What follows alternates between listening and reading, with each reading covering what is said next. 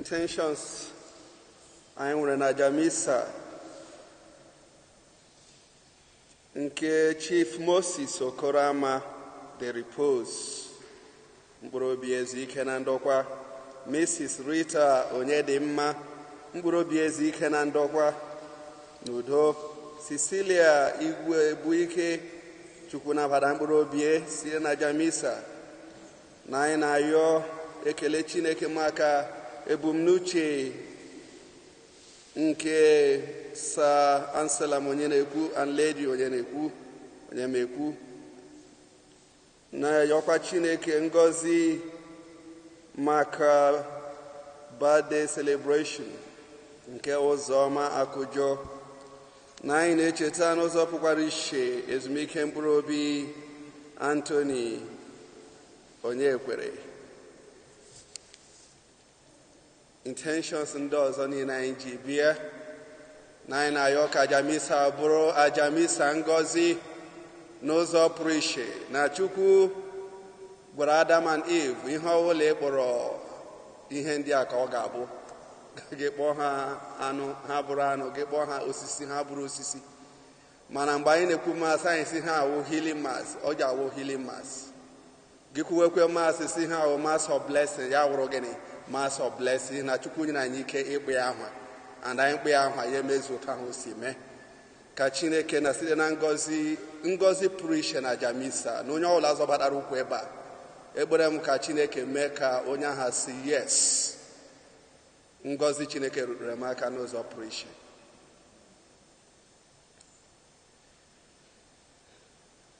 Na Nwa na Nwa na Mmụọ Nsọ.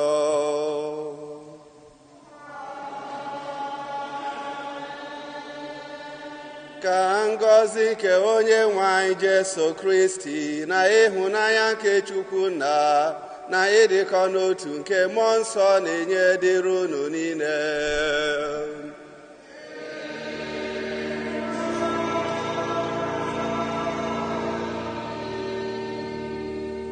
Ụmụnne m, ka anyị kwado onwe anyị nke ọma maka nnukwu emume nke a dị nsọ site n'ikwupụta njọ anyị. Na anyị na-ayọ Chineke mgbaghara n'ụzọ pụrụ iche onye ọbụla n'ime anyị, ka anyị baa n'ime mmụọ anyị. Aịzaya 59 akwụkwọ nsọ si, ntị m echighị echi n'ekpere gị, aka m adịghị mkpụmkpụ, ajọ omume gbara oke n'etiti anyị na Chineke. Mana the good news, at the last hour the good thief lụrụ anya si, remember me into thy kingdom. Say, today you shall be with me in paradise. Agbaghara onye mmehie onye ogbugbu mmadụ in a minute ihe niile o mere na ndụ ya. Lelie anya n'elu Chineke, yọọ ya mgbaghara site n'ala ala obi gị, ka ngọzi erute aka dị ka mmiri na-ezo, ka ọ bụrụ mmiri ngọzi na nsacha.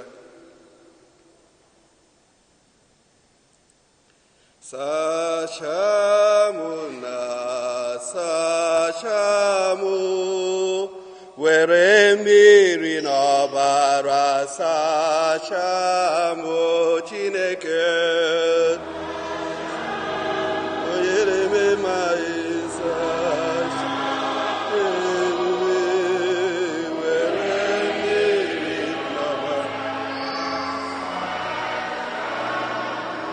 Chineke sachapụ mụ na njọ, were mmiri n'ọbara sacha anyị.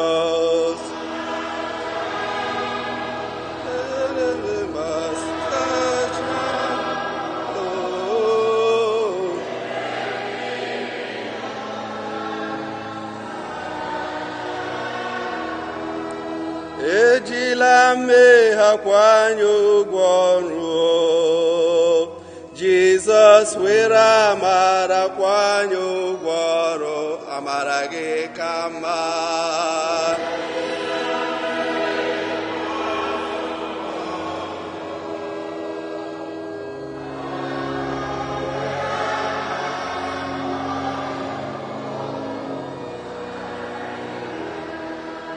Gbaghara anyị mmehie Ikpe mara anyị n'ụta dịrị gị, gbaghara anyị mmehie.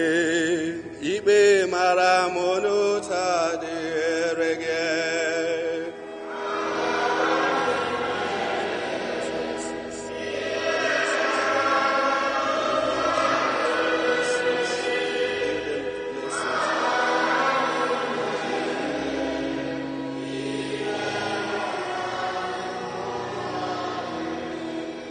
Onye bịara n'ụwa ịtọghata ndị ome njọ, Kristi gbaghara.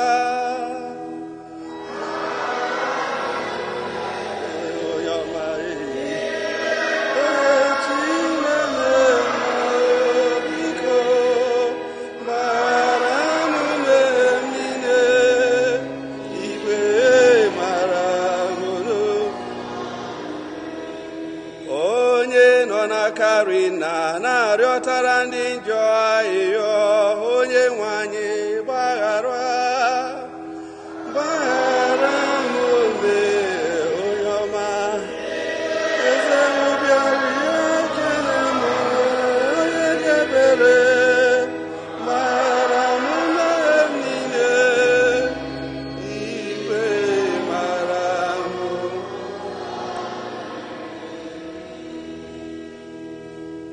Ka Chineke jike niile mere anyị ebere, gbaghara anyị njọ anyị ma zọpụta anyị n'ọnwụ nke ndụ ebe ebe. Otito dịrị Chineke n'elu kacha elu.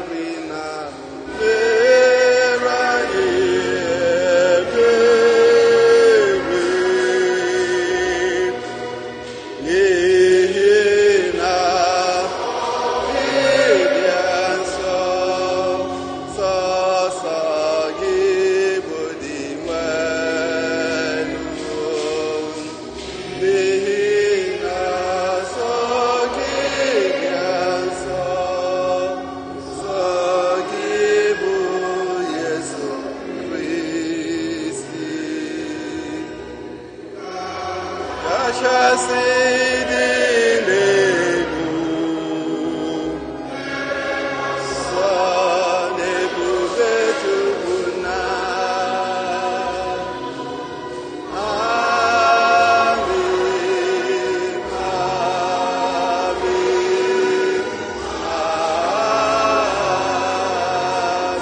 amen.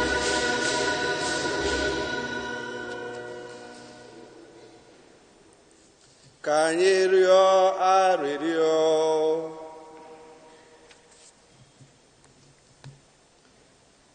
Chineke nna anyị, ịkwadoro ihe ọma anaghị ahụ anya maka ndị hụrụ gị n'anya. Biko hụnye mkpụrụ nke ịhụnanya gị n'ime obi anyị. Mee ka anyị hụ gị n'anya n'ihe niile, hụkwa gị n'anya karịchaa ihe niile, ka anyị wee bịa ruo na aṅụrị nke ahụ ịkwadoro anyị, nke karịrị uche mmadụ ịghọta, site na dị nwere anyị Jesu Kristi nwa gị, onye gị na ya dị ndụ na-achị na-edekọ n'otu nke mmụọ nsọ, otu Chukwu, site n'ụwa ta ụwa niile.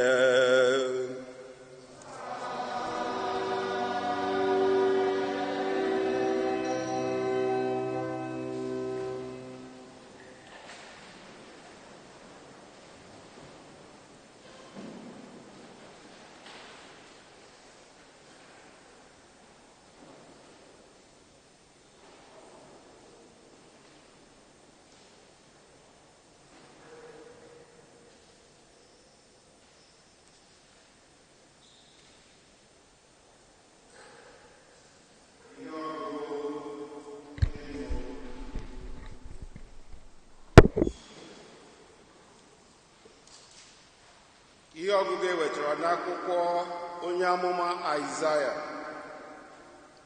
isiokwu: aga m akpọta ndị mba ọzọ n'ugwu nsọ m. Lee ihe onye nwe anyị kwuru: mewe ihe ọma, kwụba aka gị ọtọ, n'ihi na mgbapụta abịala nso. O ruole mgbe m ga-egosi ikpe ịkwụwa ọtọ m. Ndị mba ọzọ ahụ gbabara ahụ onye nwe anyị wee na-efe ya, ndị hụrụ aha onye nwe anyị n'anya wee ghọọ ụmụ odibo ya, ndị na-ewepụ aka n'imerụ ụbọchị izu ike, bịakwa jidesi aka ike n'ọgbụgba ndụ. Ọ bụ ndị a ka m ga-akpọlite n'ugwu nsọ m, bịakwa mee ka ha nwee ọṅụ ju ha n'obi n'ụlọ ekpere m. A ga-anabata àjà nsure ọkụ na àjà ọbụla ha chụrụ n'ebe nchụàjà m, n'ihi na a ga-akpọ ụlọ m ụlọ ekpere maka mmadụ niile. Okwu nke osekpụrụ ụwa.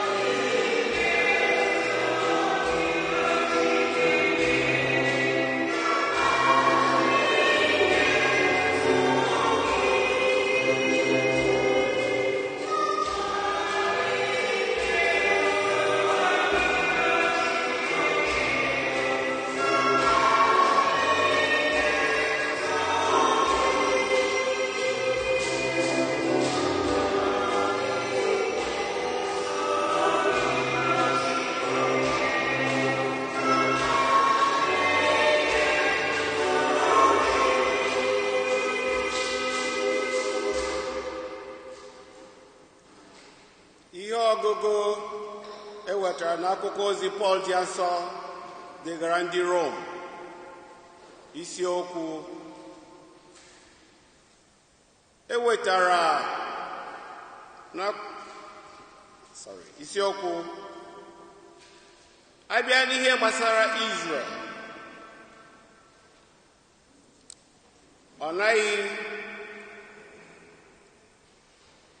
ọ naghị mgbe Chineke ga-ahapụ imezu nkwa o kwere. Unu bụ ndị mba ọzọ ka m na-agwa okwu a, ebe mụ onwe m bụ onye ozi nke ndị mba ọzọ. Ana m eji ọrụ ije ozi ekenyere m akpa nganga, n'ihi na enwere m olileanya na mgbe eleghị anya apụrụ m isite n'ụzọ a ọsọ ekwuru ụfọdụ ndị Juu ka site n'ekworo ahụ zọpụta ụfọdụ n'ime ha. N'ihi na ọ bụrụ na ojuju a juru ha mere ka Chineke na ụwa dịkwa na mma ọzọ, mgbọpụta ha ọ ga-adị aṅaa? Ọ ga-adị ka isi na ndị nwụrụ anwụ eweta ha ndụ ọzọ.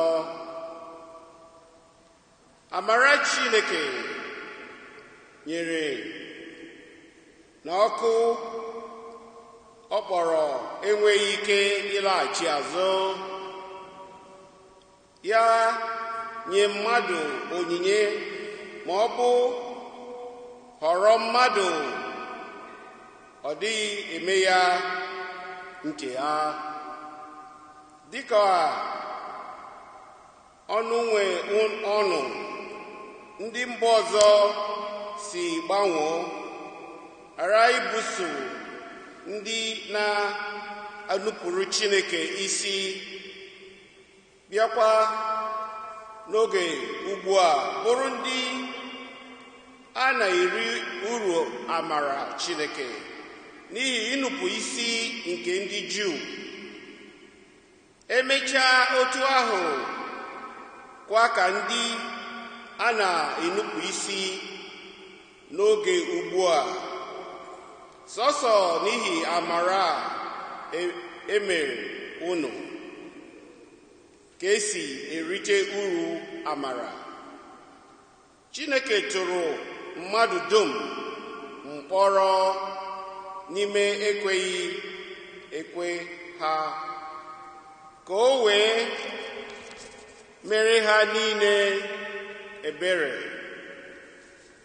Okwu nke osekpụrụ ụwa.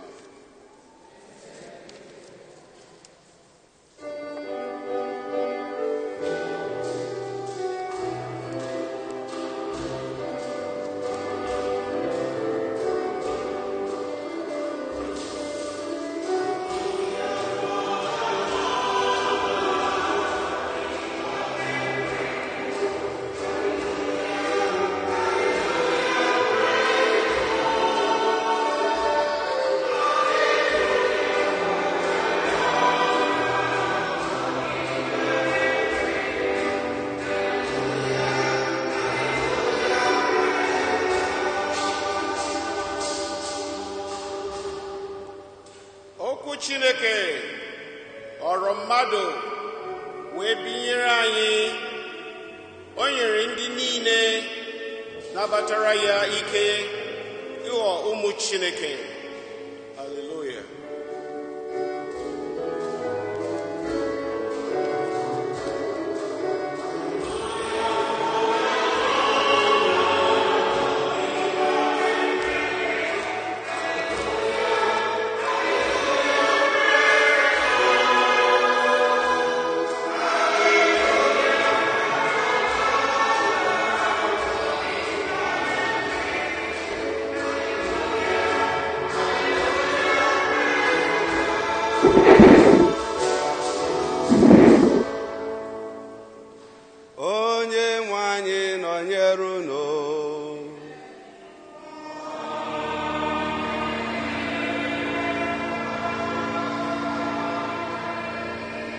ihe ọgụgụ nke ya si na ozi ọma dị nsọ nke Matiu dere.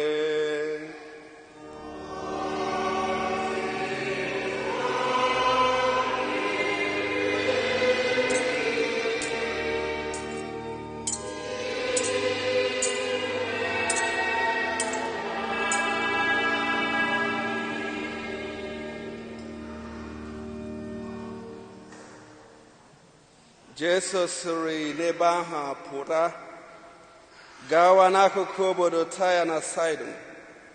Otu nwaanyị onye Kenan nke bi n'ala ahụ pụtara na-eti mkpu sị, mere m ebere nna m ukwu nwa David. Mmụọ ọjọọ jidesiri nwa nwaanyị ike. Jesu egheghị ya ọnụ. Ndị na-eso ụzọ ya wee bịakwute ya rịọ sị, chụla nwaanyị a n'ihi na ọ na-eti mkpu na-eso anyị. Ọza ha sị, ezitere m naanị ijekwuru atụrụ furu efu nke ụlọ Izrel. Nwaanyị ahụ bịara sekpuru n'ihu ya na-arịọ ya sị, nna m ukwu, biko nyere m aka.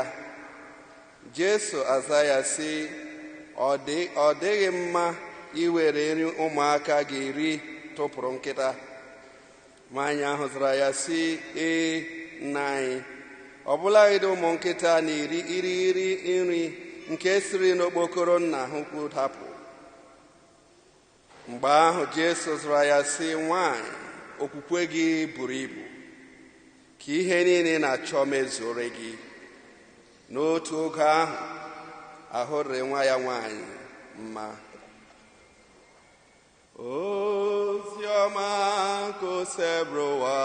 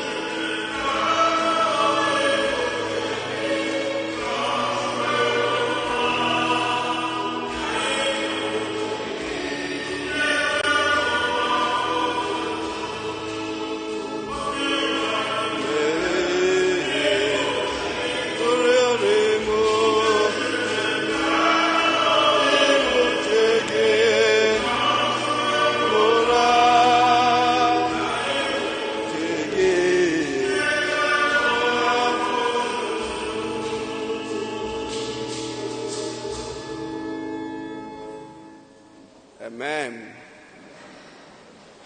So ka anyị were oche. Enwere ukwe a na-eji ekwe oge ụfọdụ. Hallelujah, Christ in all. Hallelujah, Ọpara Chineke nọ.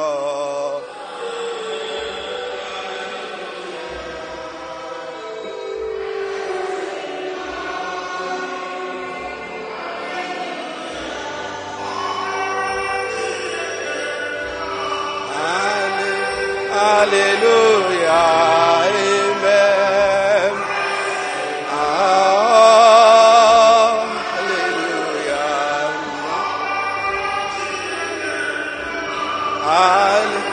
Hallelujah. Hallelujah.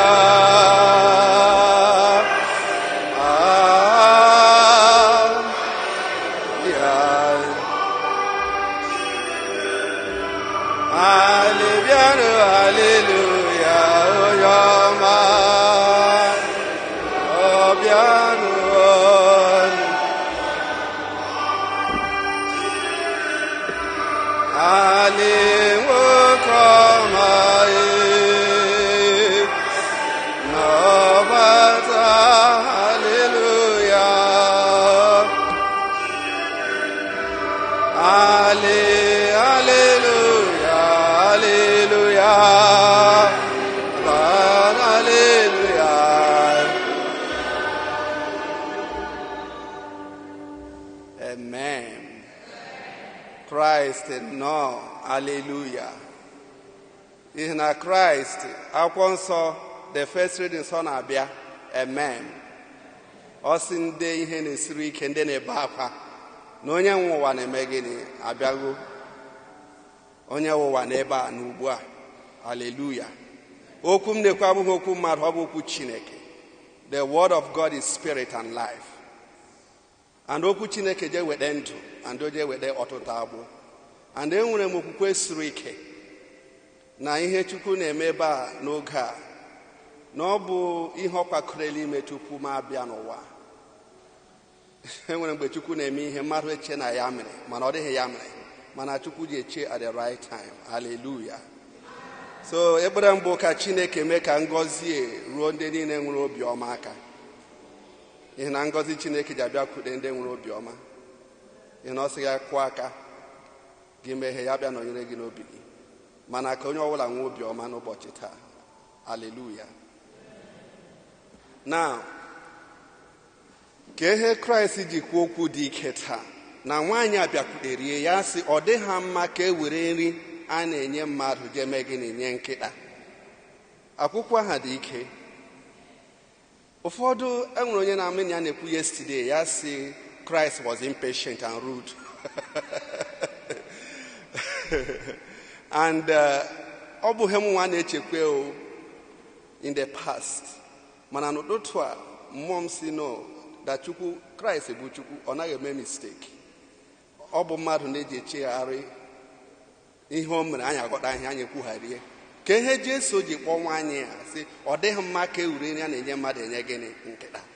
In the first place, edere akwụkwọ nsọ na Greek, and gị chịghọta akwụkwọ nsọ gaa into Greek, because English mgbe ụfọdụ nwere one word for everything, but in Greek enwere a lot of words explaining the same concept. Ihe a bụ nkịta ọ kpụrụ ebe a taa enwere ke kun na Greek. Kun bụ gịnị? A kind of an abominable cur. Enwere nkịta a na-akpọ mongrel, nkịta ndị na-amaghị mma, a wild dog. Ọ bụghị onye ọbụla like nwe nkịta ahụ. He's like a coon. Mana enwere ka ewu kunarion. Kunarion bụ gịnị? Pet dog. Ya bụ ke mmadụ debere n'ụlọ ya nwere responsibility to feed. Onye nwere nkịta ga na-azụ azụ, right? And otu isi nwere responsibility ịzụ ụmụaka gị, otu ha ka iji nwere responsibility taking care of the dog, because enwere love there. So mgbe Christ na-ekwu kunarion, okwu aha that white dog which was abominable, saying that this person is unspiritual or they are unclean, because n'oge na-adịghị anya enwere mgbe ndị mmadụ ga-abịa na this scripture ha sị Christ uttered a racial slur. Ha chọọ ha ji agba Bible ọkụ. This is one thing. Mana ka nkụzie m na-enye taa nyere ha aka. Christ didn't distinguish. N'ihi na o mere very clear that mgbe ọ bụla n'ụwa, Matthew chapter 10, 5-6, he was sent to redeem the lost children of Israel. Ha bụ ndị mbụ n'ọkpara. Amanima n'ezinụlọ, dịka ị nwere responsibility to take care of your children and also your pet dog. Enwere mgbe iri na-agaghị ezu, the first thing ị ga-eme wụ ime gịnị? Inye ụmụ gị nri. Ịdụpụrụ ya, your pet dog which is so valuable to you may be a second option. Ọ bụghị na nkịta ahụ adịghị responsible, mana asị nri a bụ nke gịnị? Ụmụ Israel first, emechazie ozu ụwa niile ọrụ. That kunarion, Christ ọ dịghị mma ka e were nri ụmụaka ga-eri gepụ ụzọ were feed iwe ihe ndị ka ọzọ nọ n'ụlọ. Let them eat first. And that was why when he was sending out the apostles, Matthew chapter 10, ọ sị punu ụzọ gaanụ n'ala ụmụ Israel, unu agakwara na ka ndị Samaria ruo mgbe oge Chineke chọrọ ya. Mana something happened. Romans chapter 11 verse 11, ụmụ Israel anabataghị Jesu. What did he do? Ya turn ozi to the Gentile, which means it was not that ọ chọghị ịnapụta ndị Gentile, mana oge Chineke nwere ihe niile. Chukwu have already designed that Paul na ndị ọzọ ga-arụ ọrụ ahụ, mana Jesu bra first ka o bido from a family. From there he will spread all over the world. So it doesn't mean, and ke ha the first thing mgbe Chukwu na-akụzi ihe ya na-akụziri ndị mba ọzọ, ya na-akụzikwere ụmụnne ya. Not only to that woman, and the Chukwu anaghị ọ bụ mmadụ na-eji akpa oke n'etiti ya na Chukwu. Chukwu hụrụ ndị Gentile n'anya, hụ Israel n'anya. Mana ihe mere na bụ they rejected God, the Gentiles. And he reject ha Chineke. Ndị na-akpatara na bụ ụmụ ya. So it's not his mistake. By then, the Canaanites, when more than 4 gods they were worshipping. So, Isaiah chapter 1 says, where is my respect as your father? And that is why Psalm 14 called people fools. Even the mad a fool, they worse than a pet dog. A fool because the fool have said in their heart there is no God above, and they began to give the praises of God to every other thing than God. So if God says,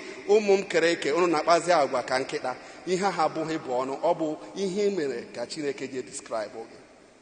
Hallelujah. So it is not the mistake of Christ, it is the mistake of us. When we reject Christ and we begin to behave in a way, in fact, he will not even use the worst word. He will find the most valuable term.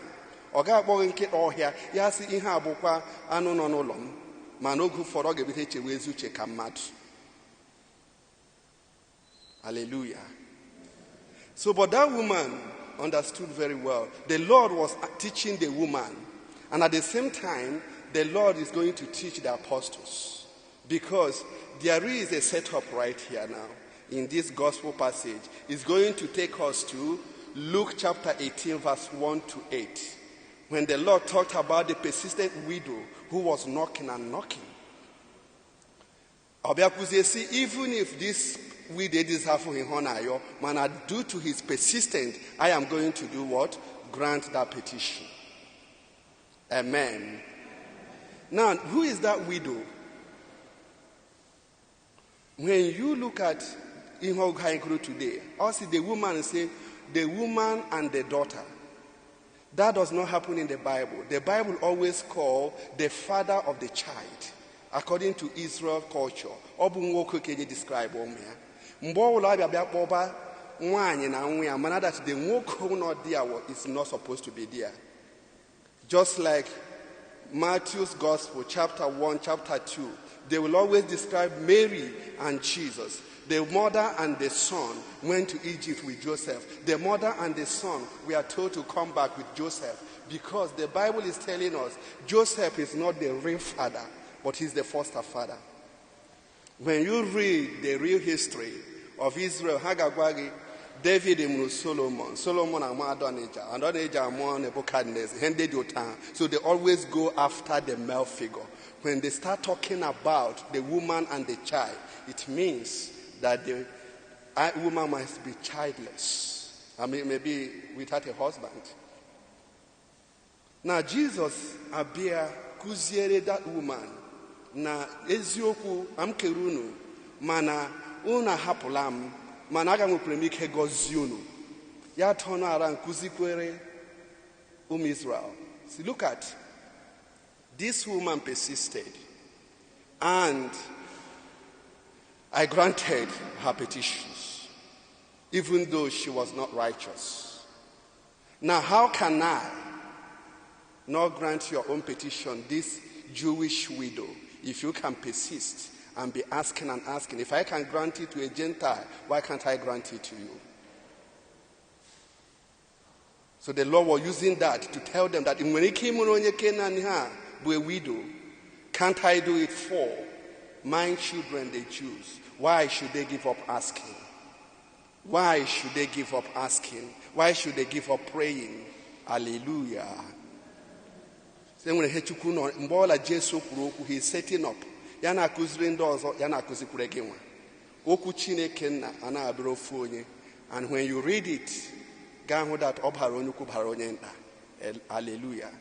So on agwa today, your man when he came in wani ha, anabon die, and all we Canaanite. What more about you? Can't I do it for you? You Jewish beloved, you Christian beloved widow, why do you give up? And all him na nekuna when ngozi Chineke nenye ba today.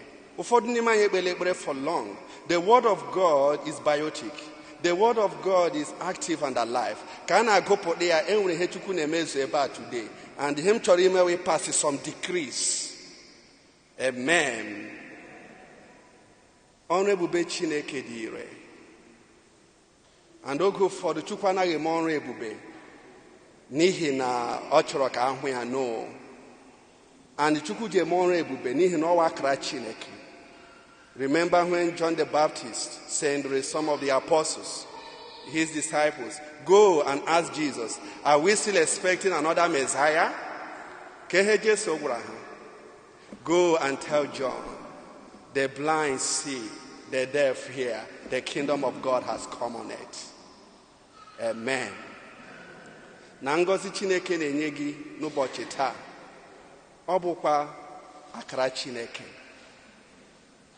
St. Alphonsus Ligori says, because human beings are attracted by gifts, God gives gifts to his children so that they can be attracted to God.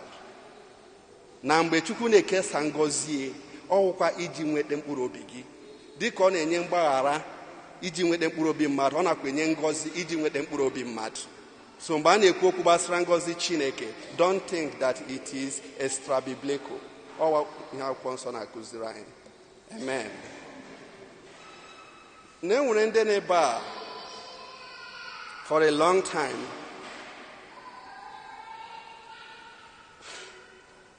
They have been praying when ike agwụgo ha ikpe ekpere. Ihe na adịka na-ekpe adịka ọ na-move. Ihe adịkwa otu ha ọ dị. Adịka na-achị ha ọchị sikekwa na Chineke na-efe. Ka ebe ekpere gị nọ. Na ndị ọzọ enwetachala akwụkwọ ha, marriage ndị ọzọ stabilizer, ndị ọzọ alụchala di. Na ndị furu efu a na-achọ achọ ha hụchara ka ihe mere ezinụlọ, mana Chukwu na-arụ ọrụ today na ọ wepụpụ okwu a ọ na-emesu. Amen. Akwụkwọ nsọ si onye ụwa na-achị ọchịchịrị Chineke na-abịa. Onye ụwa na-achị ọchịchịrị Chineke na-abịa. Onye ụwa na-achị ọchịchịrị Chineke. Onye ụwa na-achị ọchịchịrị. Onye mmadụ na-achị ọchịchịrị. Onye ụwa na-achị ọchịchịrị.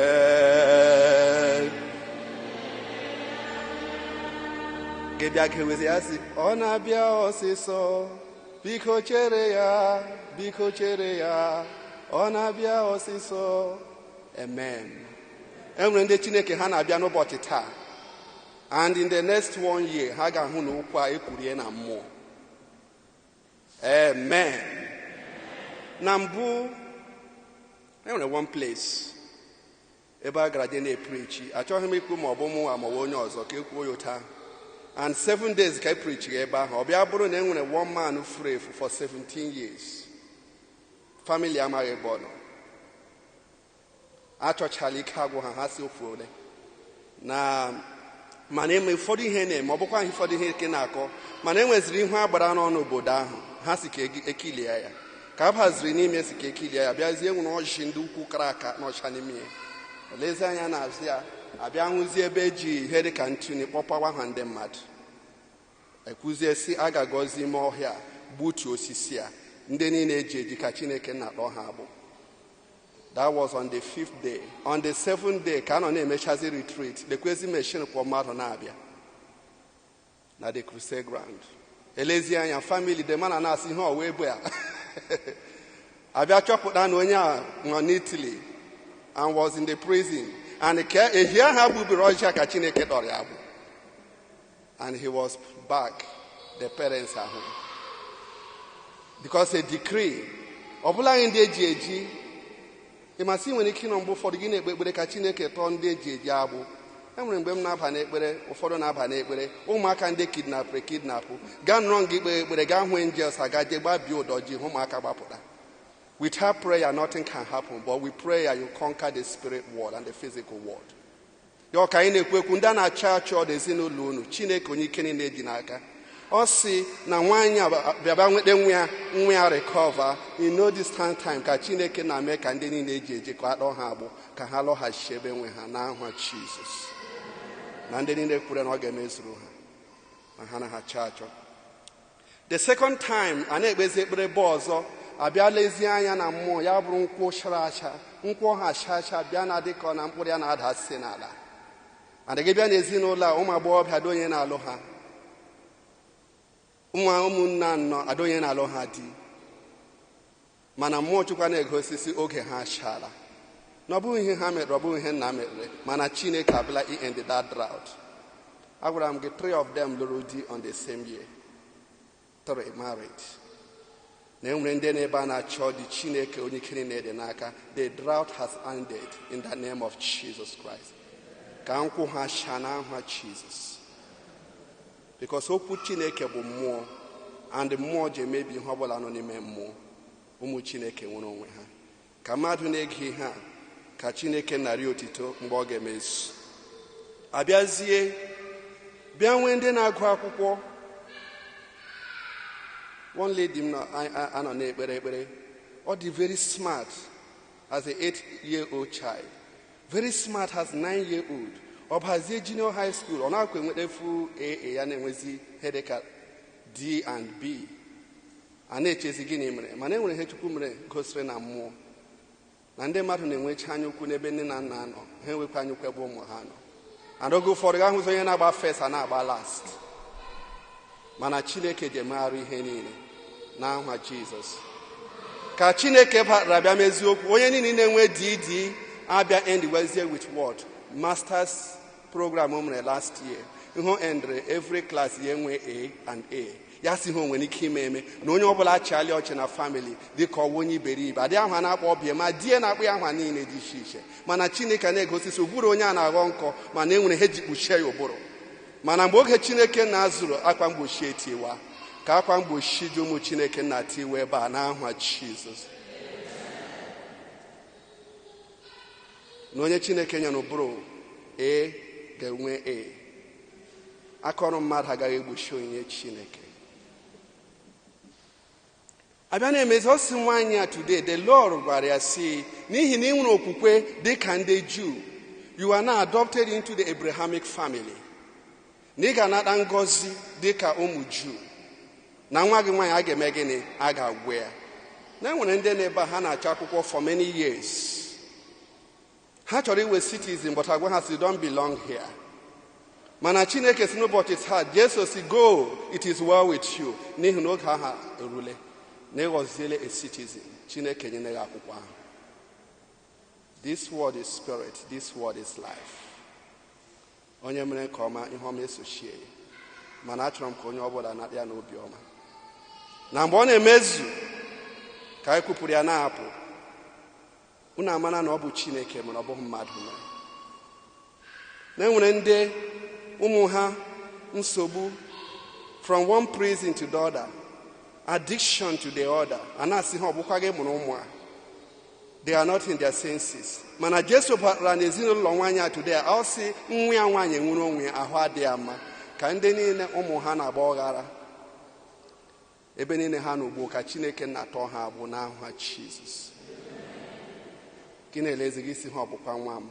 With God, the Bible says when God delivers Israel from bondage, it is like a dream. It happens in a flash. Umetu onye na mmụọ, emetu onye na mmadụ. Matthew chapter 18, whatever you lose on earth shall be loose in heaven. And on he Chukwu nọ na-eme ugbu a. Marriage ndị niile, ma mgbe Jesu batakwara, ya sị ọ dịla mma ka Chineke na-achụpụrụ anyị ajọ mmadụ, chụpụrụ anyị ajọ mmụọ na marriage anyị n'aha Jizọs. Ka Chineke nyekwa anyị ngọzi na parish anyị. Ka na-asị ndị Igbo bụ ndị ọgba aghara, ndị Igbo bụ ndị ọgba aghara. Ọ bụghị onye ọbụla bụ onye Igbo bụ ndị ọgba aghara. Mgbe ọbụla m na-aga na prison ebe a, anaghị m ahụ ndị Igbo dị ahụ. We are orderly. Ndị Igbo anyị na-edewe iwu, mana nsogbu anyị bụ gịnị? Onye na-achị and onye ga-ege ntị.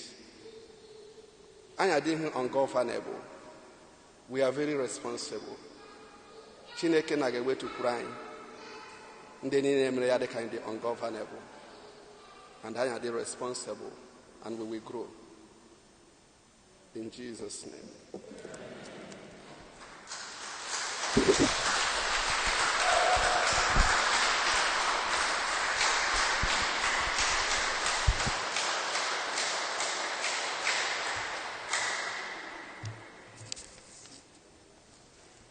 Ụmụnne m, ka anyị kwụrụ ọtọ.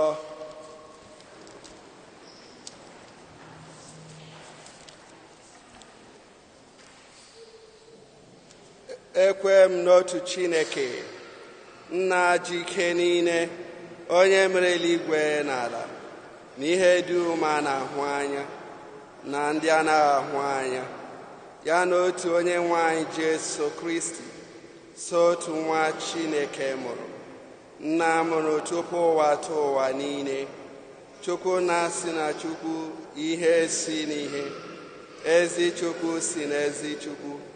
Amụrụ ya mụ emeghị ya eme, ya na nna bụ otu ihe ha ji bụrụ Chukwu, onye si na ya mee ihe dum, onye maka ihe anyị bụ mmadụ, na maka ihe nsọpụta anyị siri n'eluigwe gbadata. O were ahụ na Virgin Maria, site n'ike nke mmụọ nsọ, ọ bụrụ mmadụ, abịa kpọgbuo ya n'obe n'ihi anyị n'oge ọchịchị Pontius Pilate, ọta ahụhụ, ọnwụọ, elie ya, ma o bilitere n'ụbọchị nke atọ, ka akwụkwọ nsọ siri kwuo, ọ ragoro n'eluigwe, nọrọ n'aka nri Nna, ma ọ ga-abịaghachi ọzọ n'ebube ya, ikpe ndị dị ndụ na ndị nwụrụ anwụ ikpe. Onye ọchịchị ya na-enweghị nchebebe. Ekwe m na mmụọ nsọ, onye nwe anyị na-enye ndụ, onye siri na nna na nwa pụta, onye a na-esekpuru na-etokọdo ya na nna na nwa, onye si na ndị amụma kwuo okwu. Ekwe m n'otu nzukọ nsọ Katọlik na Apọstọlik, ekwupụta otu baptizim nke mgbaghara njọ. Ana m atụ anya mbilite n'ọnwụ ndị nwụrụ anwụ na ndụ ụwa ọzọ ga-abịanụ. Ụmụnne m, Chineke agwala anyị okwu, ka anyị nabatazie ngọzi Chineke site na ibuli our intentions to God.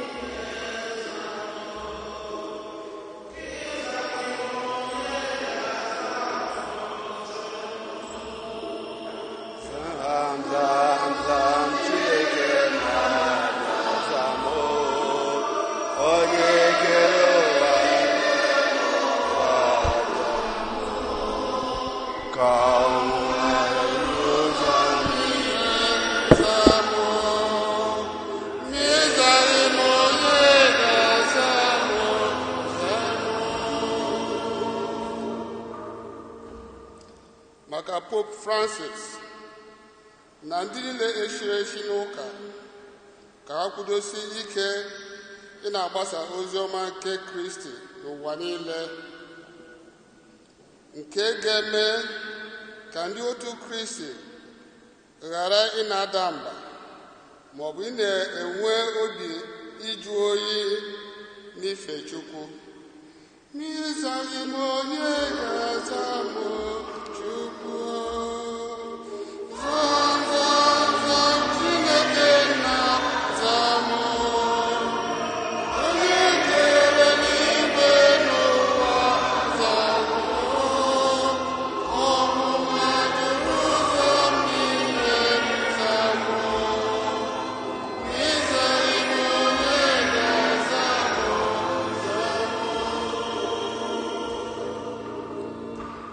maka udo n'ụwa niile, ọkacha obodo niile a na-enwe ọgba aghara, ka Kristi onye bụ eze udo kwụsị agha niile, na ndị ọchịchị aka ike na-ebuso nzukọ Katọlik. Ma ịzaghị m onye ga-aza m Chukwu.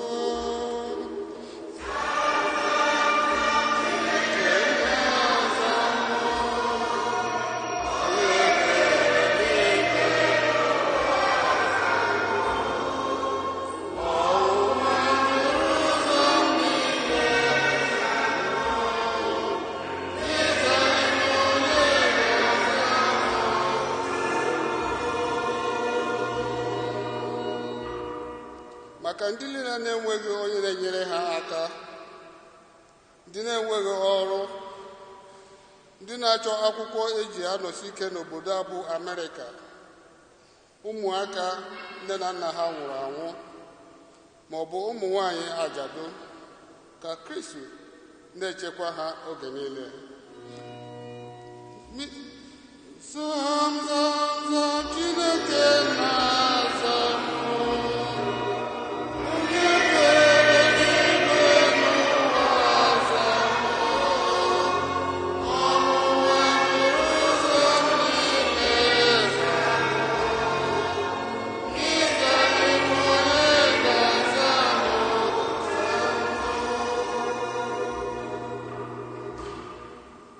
Maka nsogbu na mkpa anyị niile anyị na-ebutere Chukwu tata, ka Chukwu nna anyị were obi ebere na ịhụnanya mezuo ha niile dịka uche ya si chọọ. Ma ịzaghị m onye ga-aza m Chukwu.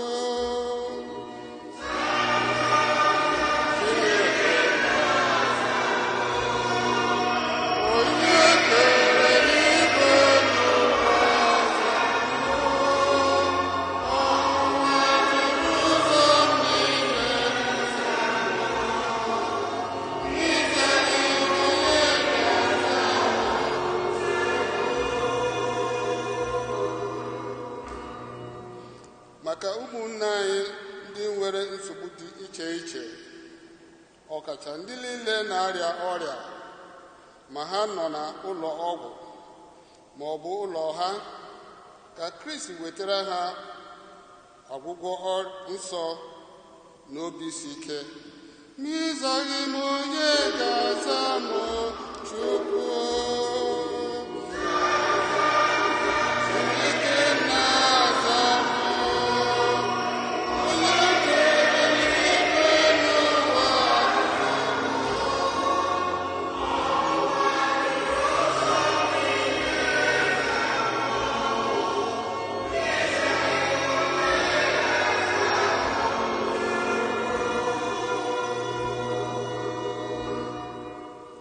Ka anyị kpeenụ ekpere maka ndị ezinụlọ anyị niile nwụrụ anwụ, ka Kristi gbaghara ha njọ ha niile, bịakwa kenye ha oke n'alaeze ya. Ma ịzaghị m onye ga-aza m Chukwu.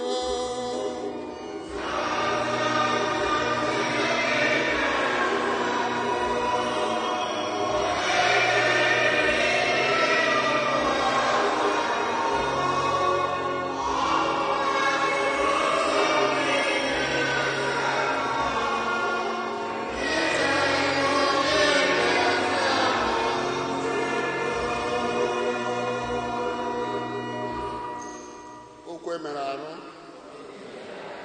ekele gị Maria, sọpụwa nọnyere gị, ịdị ngọzi n'etiti ụmụ anyị niile, ịdịkwasị ngọzi n'afọ gị bụ Jesu. Maria dị nsọ, na-eche Chukwu, yọbụrụ anyị bụrụ ndị anyị site taa ruo n'ebe ọnwa anyị. Amen.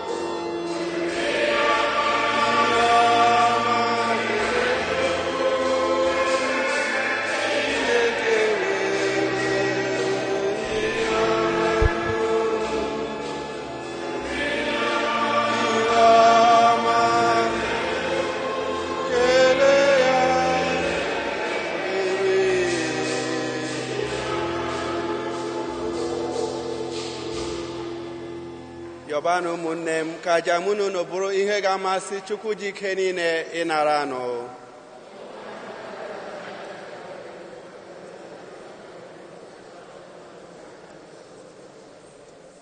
Onye nwe anyị, biko na n'aja anyị na-ehunyere gị dịka onyinye anyị ji agbanweta onyinye nke ka mma.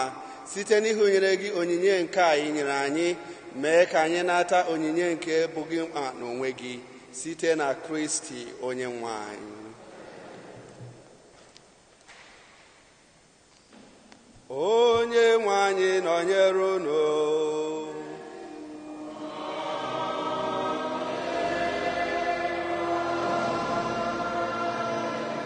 Melite n'obi elu.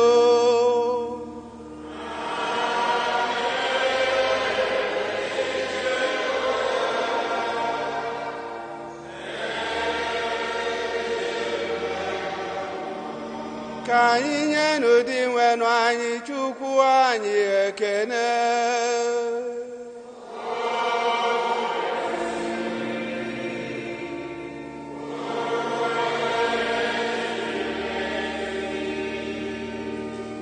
O kwesịrị ezie bụrụkwa ihe ziri ezi na-azọ ndụ na anyị ga-enye gị ekene oge niile na ebe niile, o Nna dị nsọ, Chineke ji ike niile, onye dị ụwa tụ ụwa site na Kristi dị nwenụ anyị, onye jiri ihe ebere o nwere maka mmehie mmadụ kwere ka mmụọ ya na Virgin Maria ọ gbapụtụrụ anyị n'ọnwụ ebe site n'ọnwụ nke ọ nwụrụ n'elu obe, bịa site na mbilite n'ọnwụ ya wee nye anyị ndụ ebe. N'ihi nke a anyị na-eso igwe ndị mmụọ ọma niile nke eluigwe na-eto ebube gị oge niile n'ukwe na-asị: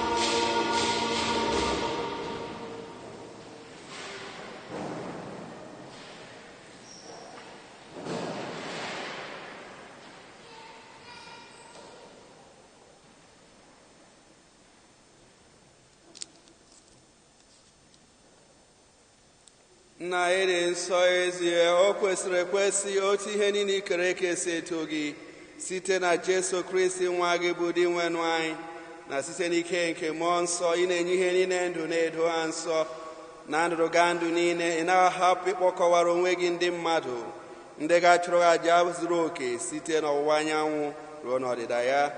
Anyị ebunyego onyinye ndị ahụ sebụrụ ụwa, were mmadụ anyị arịọ gị ka ido ha nsọ, ka ha wee ghọrọ anyị ahụ n'ọbara nke onye nwe anyị Jesu Kristi, onye bịara tupu edunye ya n'ọnwụ nke o jiri aka ya wee nara. Na anya nsọ ụbọchị eduru ya nye n'ọnwụ, o were achịcha nye gị ekene na otito, nyawa ya, nye ya ụmụazụ ya, si naranụ nke ha, rienụ ya unu niile, nke ha bụ ahụ ka ga-eduru onye maka unu.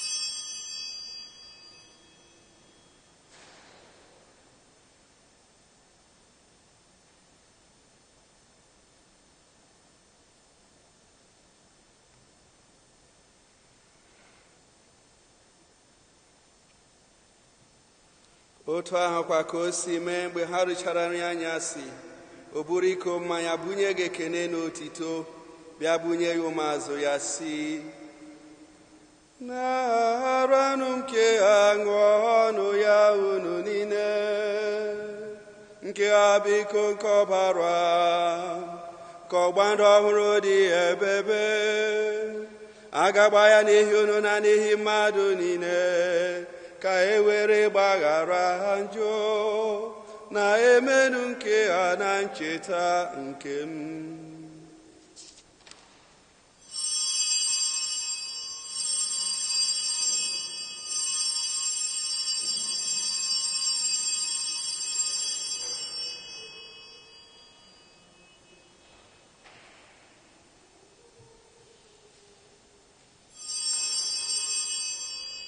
Ka anyị kwupụta ihe omimi nke okwukwe anyị na-eme ugbu a.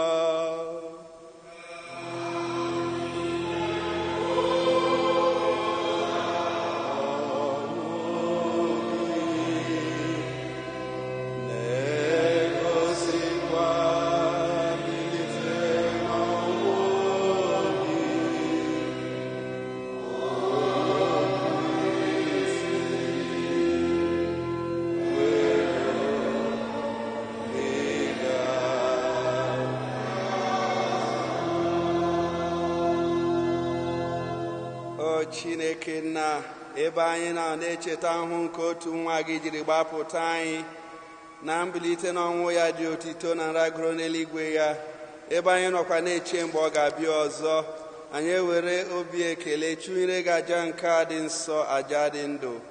Anyị na-arịọ ka ilekwasị anya n'onyinye nke nzukọ gị, were hụ n'ime ya onye niile jiri chụọ aja nke merụrụ gị obi maka njọ. Mee ka anyị bụ ndị na-esi n'ahụ n'ọbara nwa gị enweta ndụ jupụta na mmụọ nsọ, were si na ya bụrụ otu ahụ na otu mmụọ na Kristi. Ka Kristi n'onwe ya were anyị nye gị dịka onyinye zuru oke mgbe niile. Ka anyị were soro Virgin Maria dị ngọzi, nne nke Chukwu, St. Joseph dị nsọ, ndị apọstụl, ndị niile egburu egbu n'ihi okwukwe, na ndị nke gị niile dị nsọ, wee keta oke n'ala eze eluigwe. Ọ bụ na arịrịọ ha na-arịọ gị mgbe niile ka anyị tụkwasịra nchekwube. Anyị ji umeala arịọ gị, o sebụrụ ụwa, ka aja nke a mere ka anyị nagidekwa na mmụọ ọzọ, wetara ụwa niile udo na nzọpụta. Anyị na-arịọ maka nzukọ gị nọ n'ije n'ụwa, maka nwaodibo gị bụ nna anyị Pope Francis nke mbụ, bishọp anyị bụ Nicholas, ndị bishọp, ndị ụkọchukwu, ndị ofe ọta gị niile, na ndị niile Kristi ji ọbara ya wee gbatara gị. Mee ka ha kwudosi ike n'okwukwe na n'ịhụnanya. Nara, o sebụrụ ụwa, arịrịọ ndị ezinụlọ gị ndị kpọkọtara n'ihu gị ebe a, were ebere jekọọ ụmụ gị gbasara ụwa niile. O nna nwere obiọma, nabata n'ala eze gị ụmụnna anyị ndị nwụrụ anwụ, ọkachasị ndị anyị bụ n'echiche na jamisa, na mkpụrụ obi ndị niile nọ na pọgatrị, ka ha nwụrụ onwe ha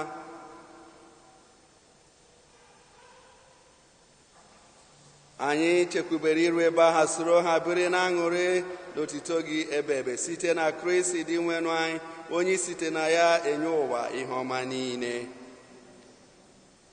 Ihe niile kere eke na-eso ya bụ Kristi, na-esikwa n'ime ya na n'aka ya, na ịdị nkọ n'otu nke mmụọ nsọ, na-enye gị bụ Chukwu nna ji ike niile, nsọpụrụ n'otito niile site n'ụwa ta ụwa niile.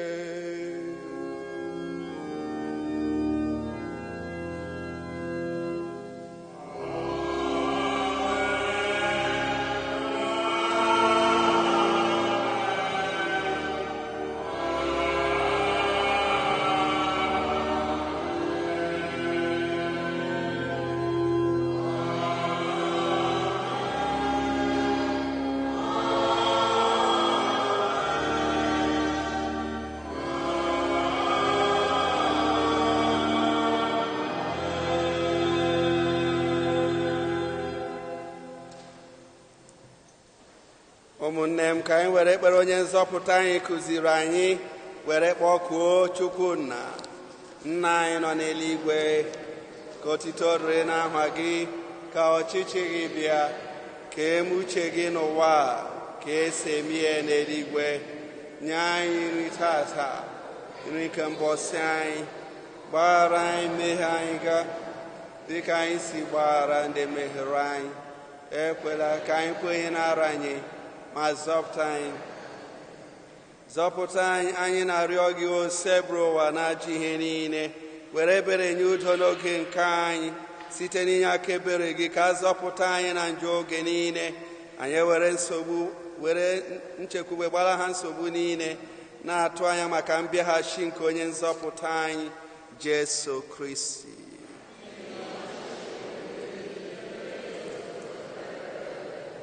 Onye nwe anyị Jesu Kristi, onye gwara ndị apọstụlụ gị, udo ka m na-ahapụrụ unu, udo nke m ka m na-enye unu. Elekwala anya na njọ anyị, kama lekwasị anya n'okwukwe nke nzukọ gị. Nye ya udo na ịdịkọ n'otu mgbe niile, ka uche gị si chọọ. Gị bụ Chukwu onye dị ndụ na-achị ebe. Udo nke oseburu ụwa dịrị unu mgbe niile.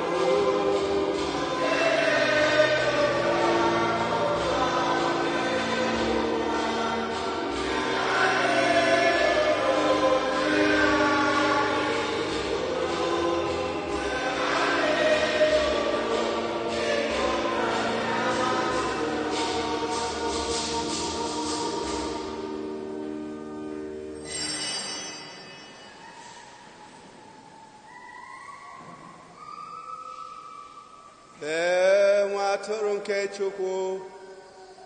Lee onye na-ekpochapụ njọ nke ụwa. Anyị nwere isi ọma bụ ndị a kpọrọ n'oriri nke nwa atụrụ nke Chineke.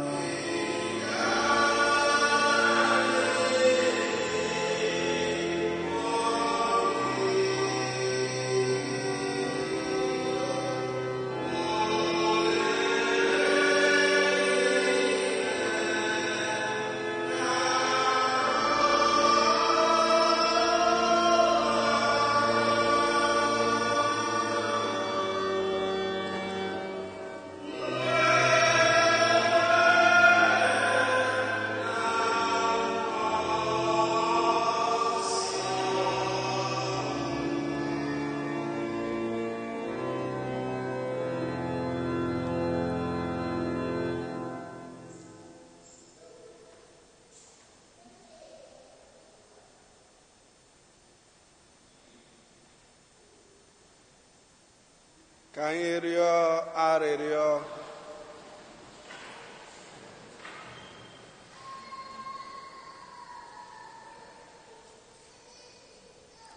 Onye nwe anyị, site na ihe ọgbụgba ndụ nke a imene ka anyị keta oke n'ime Kristi, anyị ji umeala na-arịọ gị ka ime ka anyị site n'iyi ya n'elu ụwa nke a bịa keta oke n'otito nke ahụ dị n'eluigwe, ebe ọ na-adị ndụ na-achị ebi ebi.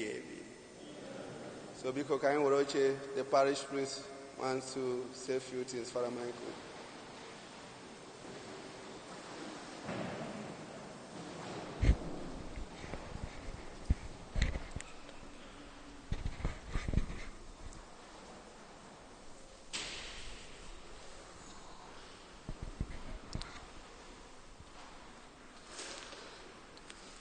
ụmụnne m na ụmụnna m, udo dịrị unu na bọọlachi.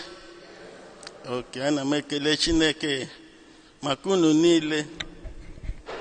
na m ekele Chineke n'ụzọ pụrụ iche maka Father Ignatius Okoroji for these 2 years anyị rụọ ọrụ ebe a.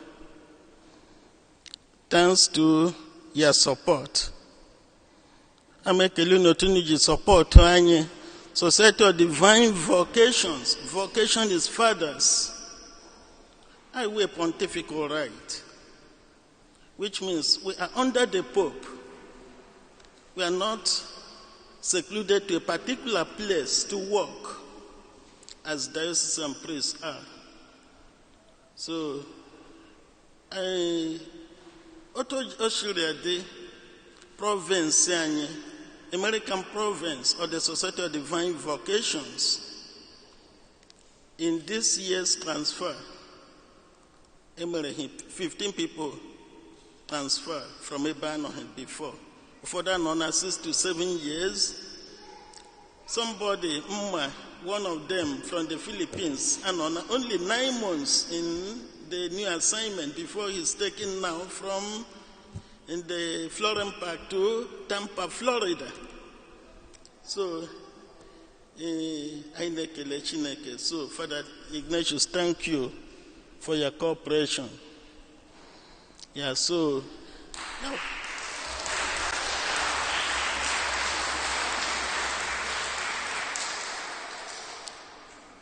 ndị na-achị anyị our provincial Father Michael Reeden is an American, Caucasian, and only 5 councillors, 2 Nigerians and 2 Indians. So, on how they made transfers.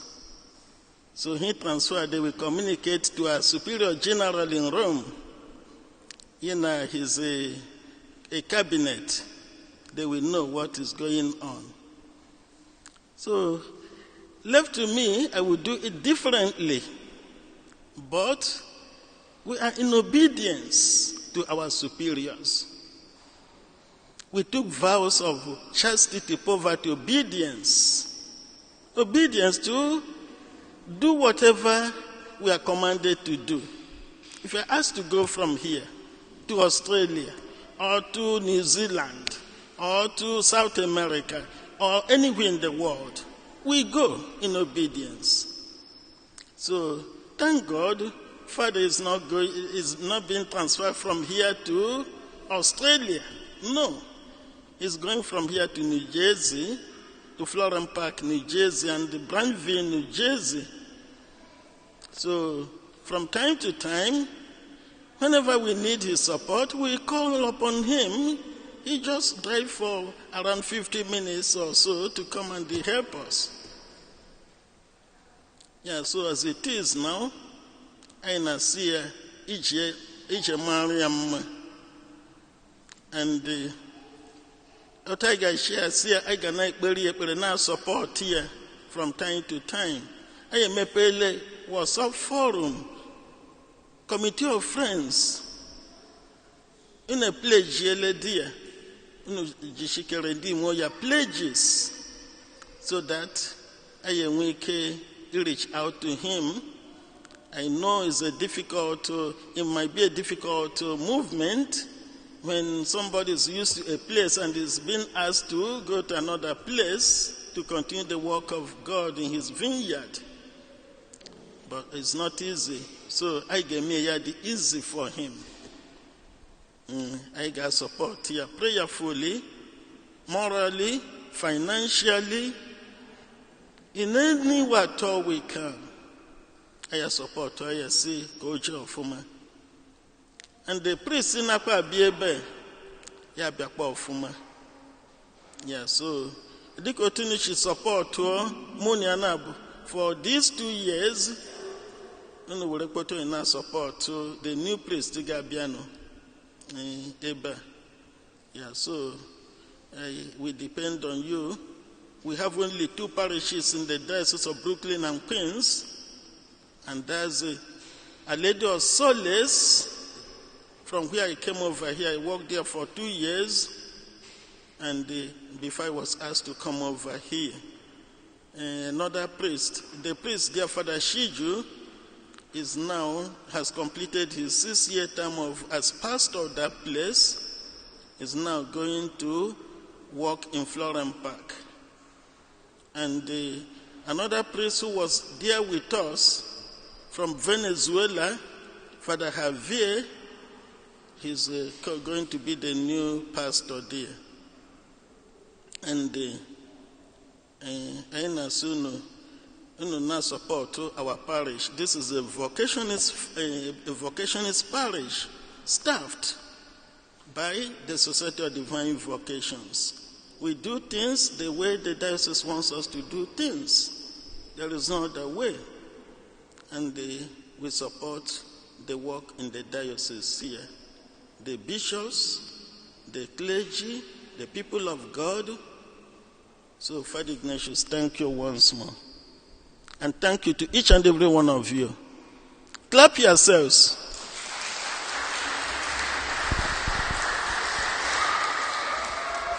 God bless you.